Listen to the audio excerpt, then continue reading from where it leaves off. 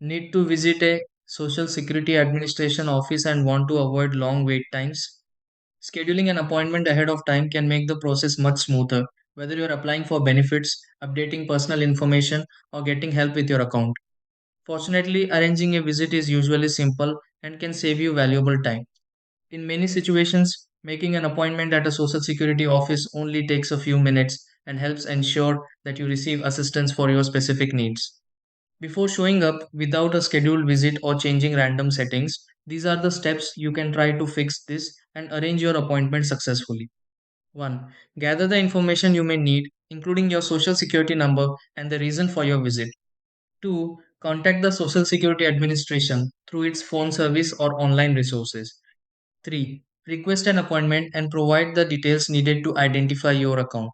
4. Select an available date and time that works best for your schedule. 5. Record the appointment information and bring any required documents on the day of your visit.